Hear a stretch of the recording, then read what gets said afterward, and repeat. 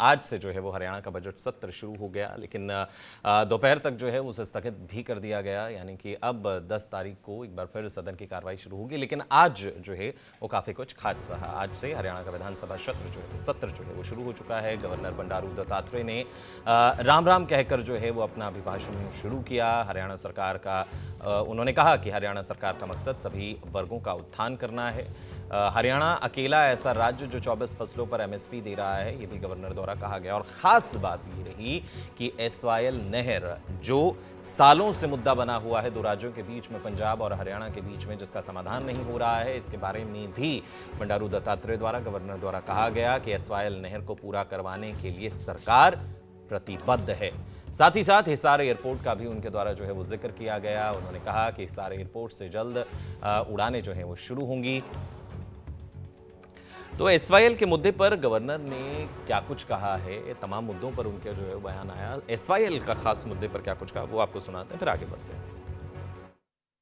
सरकार रावी व्यास नदियों के पानी का हमारा वायु हिस्सा प्राप्त करने और सतलुज यमुना लिंक नहर को पूरा करवाने के लिए प्रतिबद्ध है।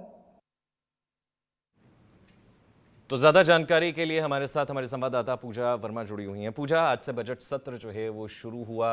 कार्रवाई जो है वो 10 तारीख तक के लिए जो है वो स्थगित भी कर दी गई, लेकिन आज का दिन कैसा रहा वो आपसे जरूर जो है वो जानना चाहेंगे। देखिए, आज हरियाणा विधानसभा बजट सत्र का पहला दिन था और आज राज्यपाल का भाषण था, यानी कि सरकार की उपलब्धियां। अभी 100 दिन हाल ही में सरकार को पूरे हुए हैं और इससे पहले 3 साल जो हरियाणा में बीजेपी सरकार का कार्यकाल रहा है उस पर जो है विशेष तौर पर ध्यान दिया गया, जहां पर केंद्र की योजनाएं किस तरीके से प्रदेश में काम कर रही है और कितनी लागत से अभी तक कितना काम हुआ है उसके बारे में जो है बखान किया गया है।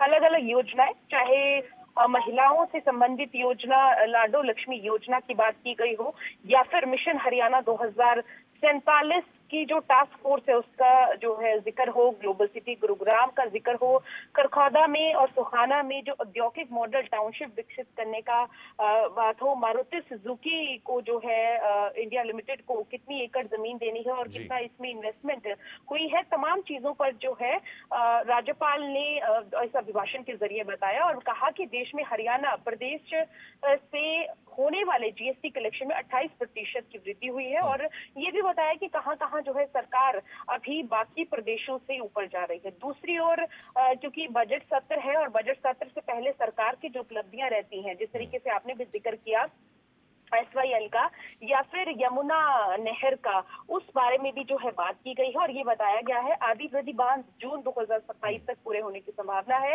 रावी ब्यास नदियों के पानी का हमारा जो वैध हिस्सा है और एसवाईएल नहर को पूरा करवाने के लिए प्रतिबद्ध है सरकार, यानी कि 5 साल का जो रोड मैप है उसका जिक्र किया गया है। क्या कुछ अमृत सरोवर मिशन के तहत किया जा रहा है, इस बारे में भी जिक्र किया गया और कौन कौन सी ऐसी योजनाएं हैं, चाहे पंचायती राज संस्थाओं में सरपंच पद के लिए 5% और पंच पद के लिए उनकी जनसंख्या के 50% के अनुपात में दिया गया आरक्षण हो, अनुसूचित जातियों के आरक्षण की बात हो और इसके अलावा किस तरीके से सांस्कृतिक तौर पर और विकसित हरियाणा हो रहा है उसको लेकर जिक्र किया गया। इसके अलावा मुख्यमंत्री तीर्थ योजना का जिक्र भी जो है इस अभिभाषण में रहा।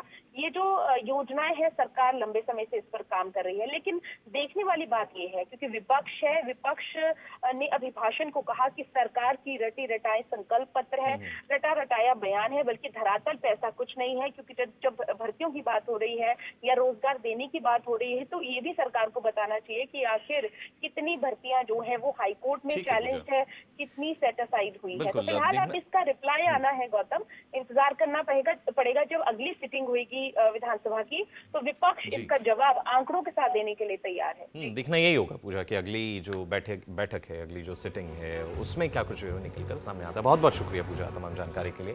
तो आज का दिन जो है वो काफ़ी ज़्यादा जो है वो खास रहा, अभिभाषण रहा, लेकिन इस पूरे सत्र के कहा जाए कि आज के दिन के बाद जो है वो तमाम एमएलए बाहर निकले, पक्ष विपक्ष बाहर निकला, उनके द्वारा क्या कुछ कहा गया वो भी आपको सुनाते हैं, फिर आगे बढ़ते हैं।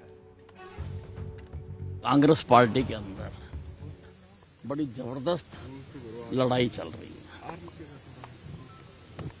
कुछ विधायक तो चाह रहे हैं कि हुड्डा साहब बन जाएं विधायक दल के नेता, लेकिन शायद हाईकमांड नहीं चाह रही है। तो यही झगड़ा चल रहा है। बार बार मीटिंगें हो रही हैं, बार बार कभी उनके प्रभारी करते हैं, कभी कोई और नेता करता है, लेकिन लगभग 5.5 महीने बीतने वाले हैं। अब अभी तक ये अपना नेता नहीं तय कर सके। ये सरकारें क्या चलाएंगे, विपक्ष क्या चलाएंगे, विपक्ष की भूमिका क्या अदा करेंगे।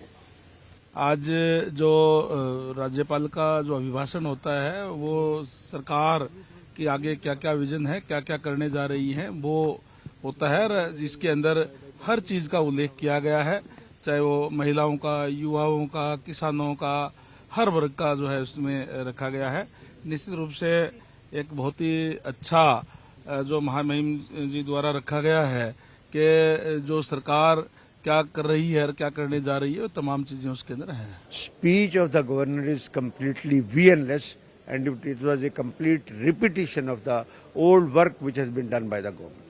This is the एक सार मैंने आपके सामने बता दिया है। कोई नया प्रोजेक्ट के बारे में सारे बजट में कोई जिक्र नहीं है। किस बात के लिए फ्री बाइज की बात करते हैं, एम्प्लॉयमेंट की बात करते हैं, एम्प्लॉयमेंट मिलती नहीं है, युवा रोजगार है, तो ठेका प्रथा के रेगुलर कर दिए, उनको कहते हैं हमने एम्प्लॉयमेंट दे दी। बताओ ना हमें फिगर्स के साथ कौन सी कितनी हाईकोर्ट से चैलेंज हुई हैं, कितनी सेटिस्फाइड हुई हैं, आपने टोटल एम्प्लॉयमेंट जो है रेगुलर अपॉइंटमेंट परमानेंट एम्प्लॉयमेंट कितनी दी है।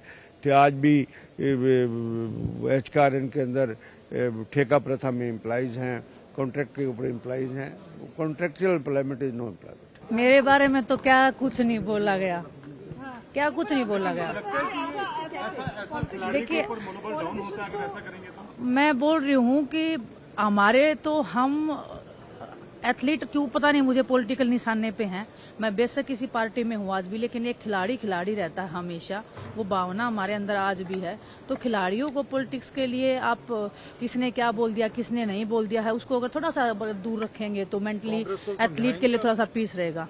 मैं तो बीजेपी को जल्दी से ज्यादा समझाऊंगी, क्योंकि वो उतने गंदेपन पे उतर आते हैं ना। मैम सहमत तो मैं नहीं हूँ, क्योंकि ये सभी को पता है राज्यपाल जी का जो अभिभाषण होता है वो रिटन होता है, सरकार ही लिख के देती है। वो अपने मन से कोई बात नहीं कहते, वो तो जो अफसर लिख के दे देंगे जी आप ये बात कह दो, वो उतना बोल देंगे। अब इस पे सहमत कितना है ये तो तब पता चलेगा जब जनता अपनी सहमति इस पे दिखाने का काम करेगी। कि आज गवर्नर एड्रेस है, उन्होंने अपना उपलब्धियों के बारे में बताया, ये बखान किया है। अभी जब भी नेक्स्ट सेशन अभी होगा, जिस डे होगा उस दिन अपनी बात रखेंगे सारी। ठीक है, बहुत सी चीजें सरकार ने अपने व्याख्यान किया है, लेकिन कितनी चीजों पे हुआ है उस पे हम लोग सदन के अंदर जब भी नेक्स्ट सिटिंग होगी उसमें एक एक चीज विद डाटा डिटेल्स रखेंगे।